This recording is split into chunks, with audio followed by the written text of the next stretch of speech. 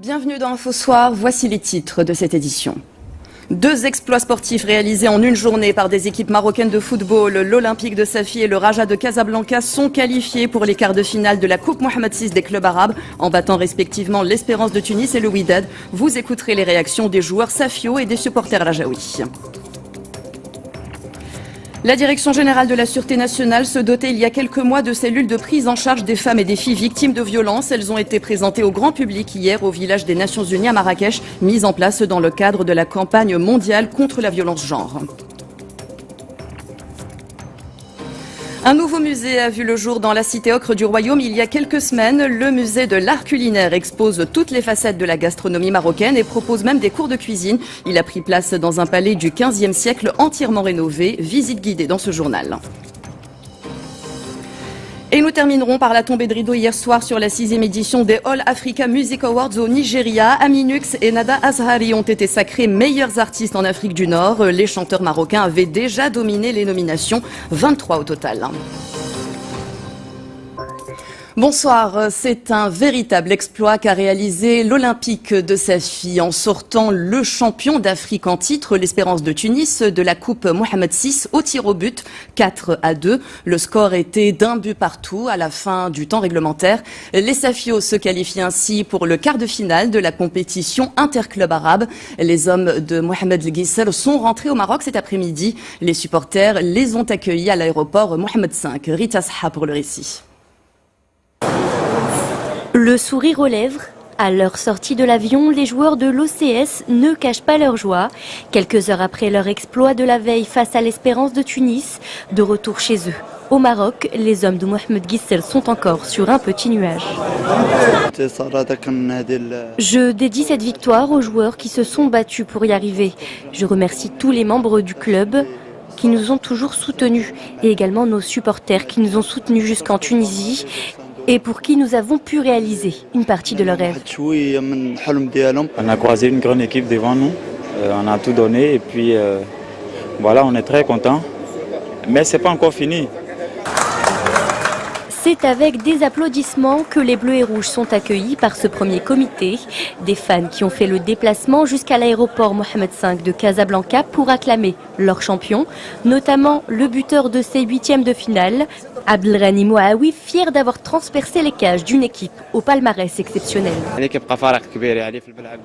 C'est une grande équipe et marquée sur leur terrain, ça m'a rendu heureux, mais c'est également une joie pour tous les Marocains. Et c'est ce qui nous a apporté la qualification. Une qualification en quart de finale que les habitants de Safi ont célébrée comme il se doit dans les rues de leur ville. Des scènes de liesse partagées avec le reste du monde sur les réseaux sociaux qui ont donné encore plus de courage et de niaque au club Safio pour les rencontres à venir. Cette victoire va nous apporter beaucoup de courage pour la suite. Nous allons essayer de bien préparer les matchs de la Botola, de la Coupe Mohamed VI et également poursuivre sur la même voie pour faire honneur au football marocain. Après l'heure de nul face à l'Espérance de Tunis qui se sont soldés par une fin heureuse pour Safi à l'issue des pénaltys, les Safios ne comptent pas se reposer sur leur laurier, mais en attendant de connaître leurs futurs adversaires, les joueurs de l'OCS comptent bien célébrer avec leurs supporters leur qualification en Coupe Mohamed VI, un match d'ores et déjà gravé dans l'histoire du club. Avec cette victoire, l'Olympique de Safi rejoint un autre club marocain en quart de finale de la Coupe Mohamed VI, le Raja de Casablanca, qui a éliminé hier le Wydad en match retour. Score 4 buts partout. Le match s'est joué au stade d'honneur de la Ville Blanche. Ils étaient 50 000 spectateurs dans les gradins.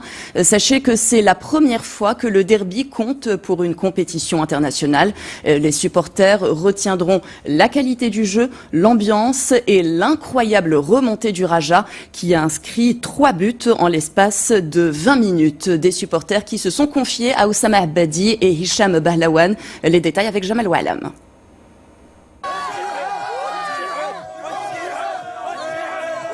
Une effusion de joie s'est emparée des rues de la capitale économique aussitôt la rencontre terminée. Le derby d'hier soir est à marquer d'une pierre blanche, il est tout simplement historique. Le Raja Casablanca s'est qualifié pour les quarts de finale de la Coupe Mohamed VI aux dépens de son frère ennemi grâce à une égalisation à 4 buts partout dans les arrêts de jeu. C'était une opposition géante qui porte la marque du public du Raja comme celui du Wydad. Il faut souligner la très belle performance du WAC Casablanca, mais c'était écrit que le Raja devait se qualifier. Le niveau atteint a été exceptionnel, il y a eu des buts, tout le monde va se rappeler de ce derby désormais historique. Bien sûr que je suis déçu par l'élimination, mais c'est ça le football marocain. Je suis très heureux du dénouement de cette rencontre, je veux remercier mes coéquipiers, mon coach et le public rajaoui. Ceux qui n'ont pas eu la chance de voir le spectacle depuis les travées du complexe Mohamed V se sont agglutinés dans les cafés retransmettant la rencontre.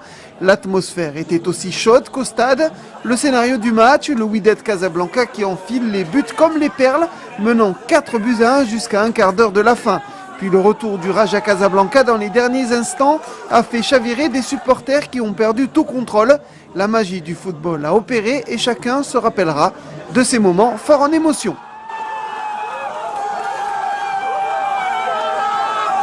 C'est le plus beau de tous les derbys, une remontada incroyable. Bravo au Raja Casablanca, je suis supporter du Wydad, mais je les félicite, le foot n'a aucune logique, on a bien joué, mais le Raja a obtenu sa qualification, bravo à cette équipe. Il fallait un vainqueur, la Providence a choisi les Aigles Verts au bout d'une soirée rocambolesque. Les supporters ont vécu des moments inoubliables. Et à la fin de cette rencontre, 36 personnes ont été placées en garde à vue et 15 mineurs sous surveillance pour leur implication présumée dans des actes de hooliganisme, de jet de pierre et de dégradation de biens publics et privés.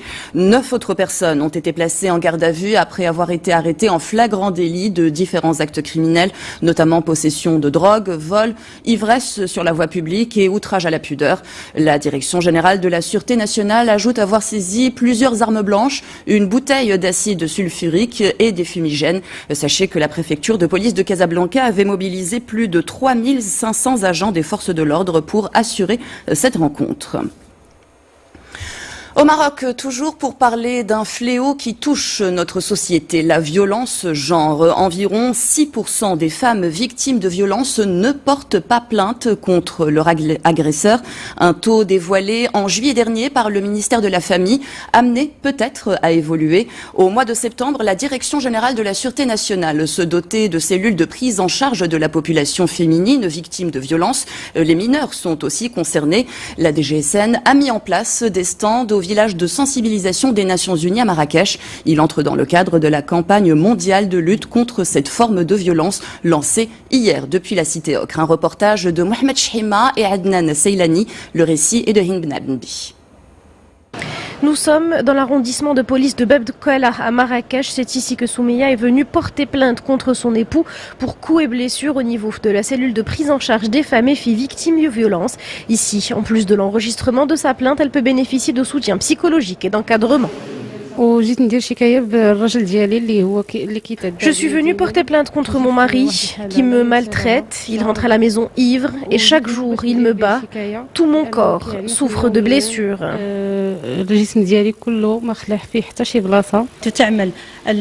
Notre cellule accueille les victimes, dresse un procès-verbal des violences, qu'elles soient conjugales ou infligées par d'autres personnes.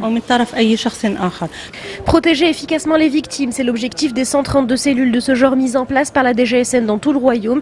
Une action présentée au sein du village de sensibilisation et d'information installé à Marrakech par les Nations Unies dans le cadre de la campagne mondiale des 16 jours d'activisme contre les violences faites aux femmes.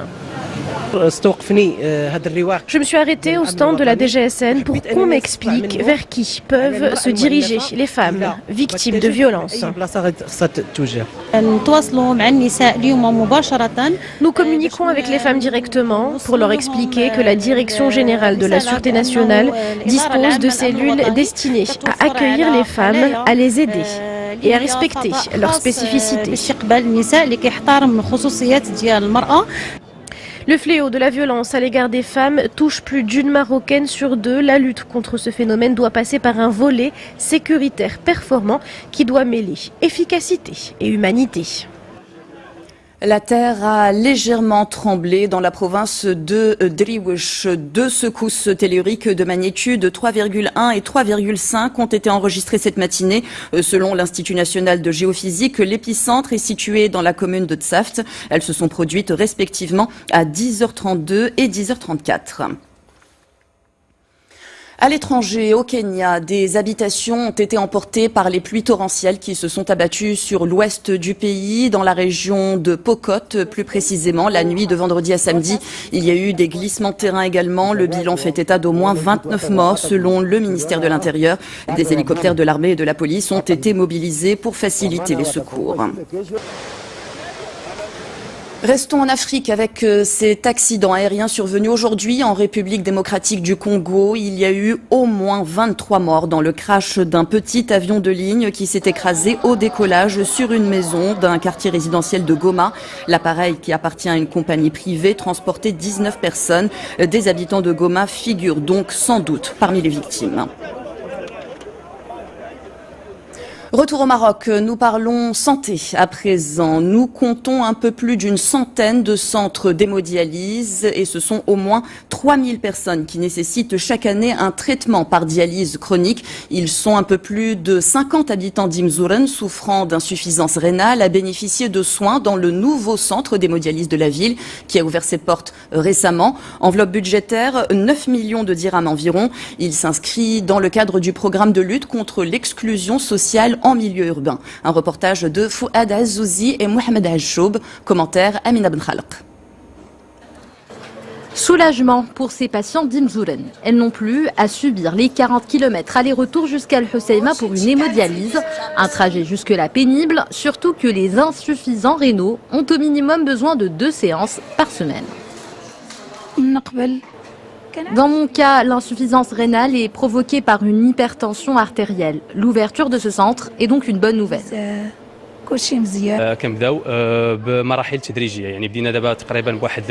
Nous avons décidé de prendre en charge 20 malades dans un premier temps. C'est une manière de nous préparer à accueillir plusieurs autres dizaines de patients dans les prochains mois. Car ce centre peut accueillir jusqu'à 60 patients nécessitant une hémodialyse. Une technique qui consiste à filtrer le sang du malade à travers une membrane artificielle. Pour la réaliser, 2 médecins et une dizaine de cadres paramédicaux sont mobilisés dans cet établissement mis en place par l'INDH en partenariat avec plusieurs organismes.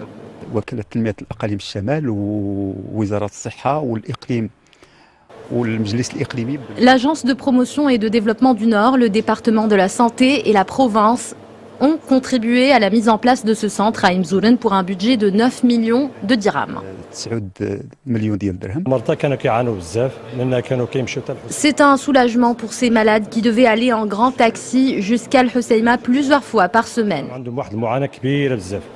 Cet établissement qui vient renforcer les structures de santé publique dans les zones rurales va surtout alléger la pression sur le centre d'hémodialyse d'Al-Husseima, ce qui répond à un réel besoin. Selon les chiffres relatifs à l'insuffisance rénale chronique en 2018, 30 000 patients ont été pris en charge en dialyse, dont 12 000 dans le secteur public. Nous poursuivons avec cette action humanitaire qui vient alléger le rude quotidien des orphelins de l'Araïch. Une association casablancaise a lancé une opération de collecte pour les enfants qui ont reçu ce week-end des matelas, des couvertures et des vêtements. Les bénévoles ont aussi repeint l'orphelinat, une manière d'égayer le quotidien de ces pensionnaires. Un reportage signé Falid Reichou, Salima Ben Abou pour le récit. Ils ont sacrifié leur week-end pour la bonne cause. Ces bénévoles, plus d'une quarantaine, ont fait le déplacement depuis Casablanca jusqu'à la Araïch pour apporter des couvertures, des matelas et des vêtements à la centaine d'enfants abandonnés, âgés de 0 à 18 ans et pris en charge par 4 associations actives dans ce domaine. L'objectif est double. À la fois, nous leur rendons visite et nous leur venons en aide. Nous voulons, à travers cette initiative, encourager d'autres associations à réaliser cet acte citoyen et solidaire. C'est la raison pour laquelle nous l'organisons chaque année. Bien au-delà de l'aspect matériel, cette action de solidarité est synonyme de chaleur et de réconfort pour les enfants, une aide également et un soutien précieux pour les associations.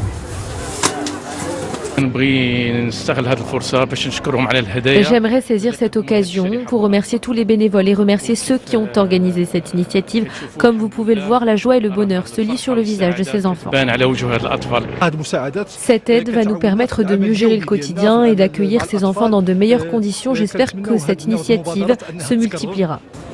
Et pour égayer un peu plus encore le quotidien de ces enfants, les murs de la cour de récréation ont été joyeusement colorés par un groupe de jeunes bénévoles étudiants.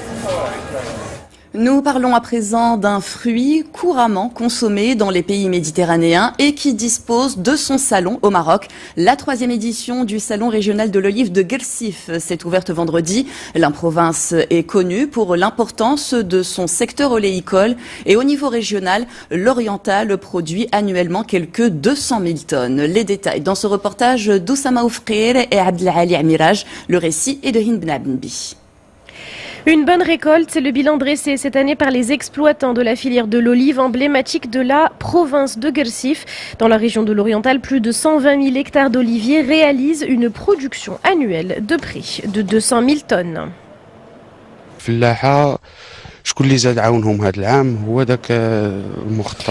La plupart des agriculteurs ont bénéficié des mesures du plan Maroc vert. Ils utilisent le goutte à goutte, gaspillent très peu d'eau et les oliviers sont bien irrigués.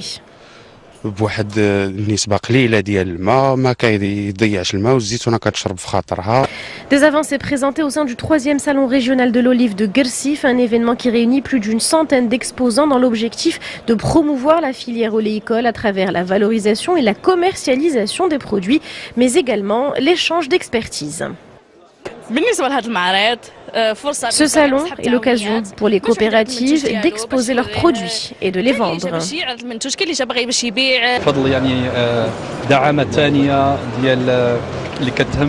À travers l'accent qui a été mis sur l'agriculture solidaire et la promotion des investissements privés, la superficie d'oliviers plantée au niveau national a atteint 1,2 million d'hectares, dont près d'1 million d'hectares productifs, ce qui a permis d'atteindre une récolte record de 2 millions de tonnes.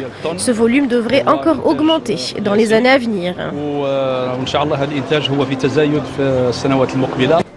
Une filière à l'avenir plus qu'encourageant, notamment dans la région de l'Oriental, qui abrite 357 unités de trituration et de production d'huile d'olive, dont les produits font la réputation du royaume. Culture et patrimoine à présent avec un nouveau venu dans le catalogue des musées du Maroc. Le musée de l'art culinaire marocain a ouvert ses portes à Marrakech récemment. Situé en plein cœur de la Médina, dans un palais datant du XVe siècle, il propose des visites sous forme de circuit pour mettre en avant toute la richesse de la gastronomie marocaine et ses influences berbères, juives et arabo-andalouses. Des cours de cuisine sont même dispensés. Visite guidée avec Isa Charqi et Mohamed Chima.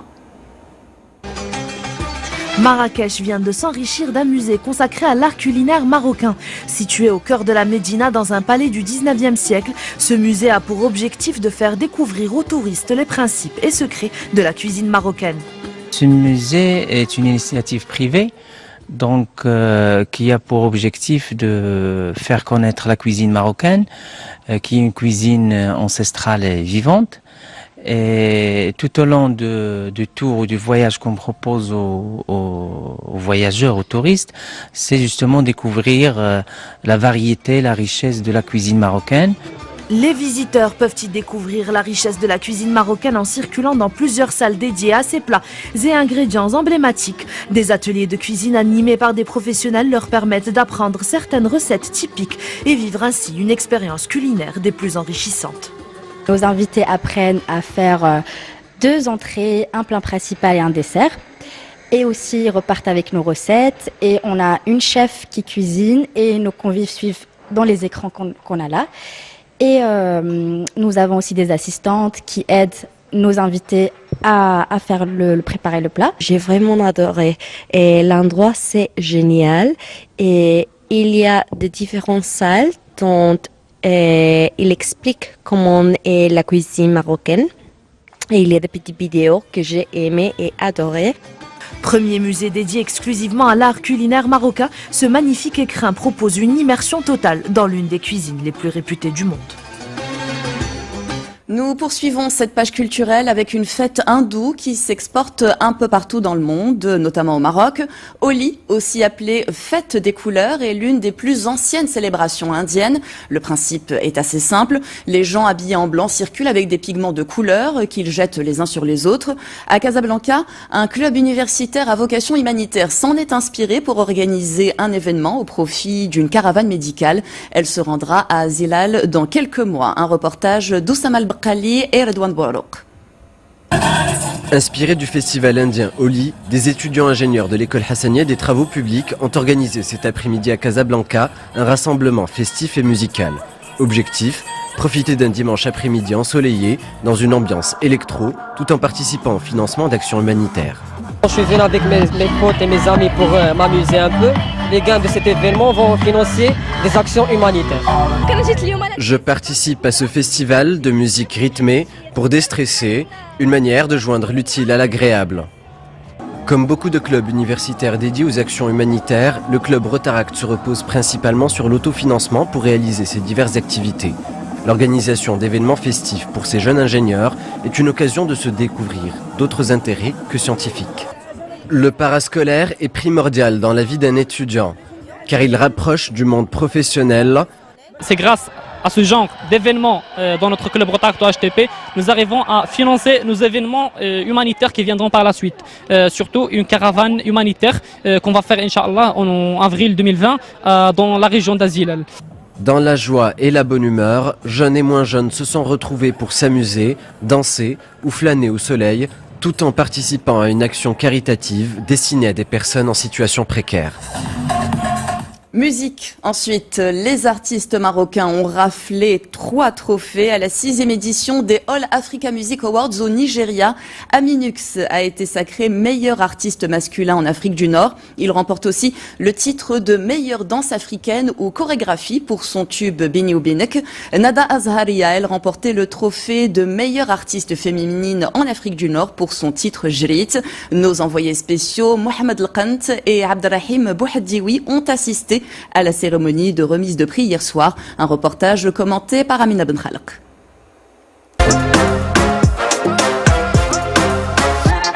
Une chorégraphie calibrée et énergique, c'est ce qui ressort de Bini ou Binek.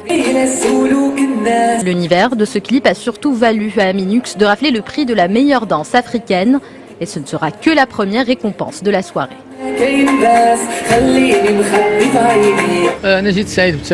Je suis extrêmement heureux de participer pour la première fois au All Africa Music Awards, surtout que j'ai déjà été nominé pour plusieurs prix auparavant, mais je suis aujourd'hui sélectionné dans d'importantes catégories comme celle de meilleur artiste masculin en Afrique du Nord.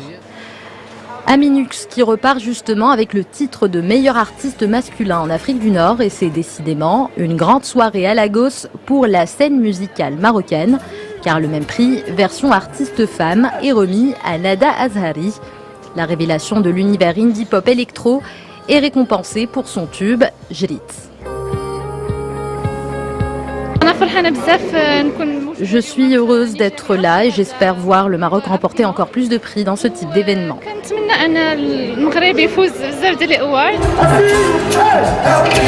Un événement qui célèbre chaque année les plus grandes stars du continent, avec 36 catégories réparties sur les 5 régions de l'Afrique. Cette compétition récompense plusieurs genres musicaux. Votre journal touche à sa fin. Avant de nous quitter, je vous rappelle l'une des principales informations que nous avons développées ce soir. 2 exploits sportifs réalisés en une journée par les équipes marocaines de football. L'Olympique de Safi et le Raja de Casablanca sont qualifiés pour les quarts de finale de la Coupe Mohamed VI des clubs arabes, en battant respectivement l'Espérance de Tunis et le Wydad. Les Safis ont réalisé un véritable exploit en sortant le champion d'Afrique en titre au tir au but 4-2. Le Raja se qualifie aux dépens de son éternel rival sur le score de 4 buts partout. C'est la première fois que le derby casablancais compte pour une compétition internationale. Les 50 000 spectateurs du Stade d'Honneur retiendront notamment l'incroyable remontée du Raja qui a inscrit 3 buts en l'espace de 20 minutes. C'est la fin de cette édition. J'ai été ravie de vous accompagner. L'information reprend à 21h15 sur 2M avec le journal en langue arabe El Massaïa présenté par Hicham Ralfaoui. Demain, vous retrouvez Mehdi Soufiane pour Info Soir. Je vous souhaite une très bonne soirée et un bon début de semaine.